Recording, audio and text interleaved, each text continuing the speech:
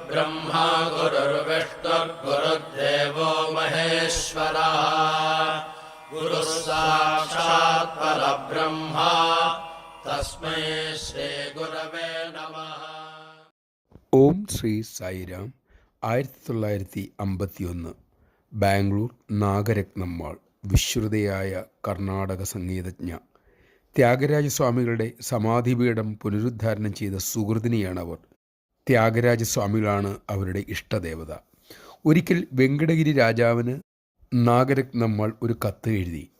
അതിലിങ്ങനെ എഴുതിയിരുന്നു: എൻ്റെ ഇഷ്ടദേവത ത്യാഗരാജസ്വാമികൾ എനിക്ക് സ്വപ്നദർശനം തന്ന് ഇങ്ങനെ അരുളി: ശ്രീരാമപ്രഭു അവതരിച്ചിട്ടുണ്ട്.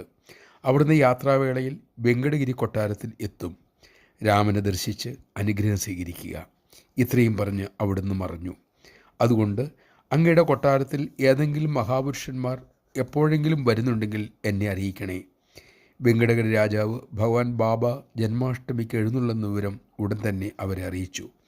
അങ്ങനെ സംഗീതജ്ഞ കൊട്ടാരത്തിലെത്തി. ശ്രീരാമപ്രഭുവിൻ്റെ അവതാരമായ സായിരാമദർശനം നേടി.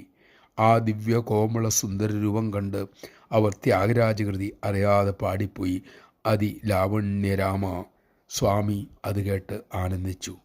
ഭഗവാൻ അവർക്ക് ഒരു രാമവിഗ്രഹം സൃഷ്ടിച്ചു നൽകി. അവരിൽ കൃപ ചൊരിഞ്ഞു. രാമനാമം ചൊല്ലി ശരീരം വിടാനുള്ള അനുഗ്രഹവും അവർ ഭഗവാനിൽ നിന്ന് നേടുകയും ചെയ്തു.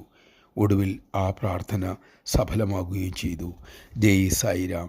നാം ആരെ പ്രാർത്ഥിച്ചാലും സേവിച്ചാലും ആ ഇഷ്ടദേവത തന്നെ നമ്മെ എത്തിക്കേണ്ടടുത്ത് എത്തിക്കും. എല്ലാം ഒന്നാണ്, ഒന്നിലാണ് എല്ലാം ഉള്ളത്.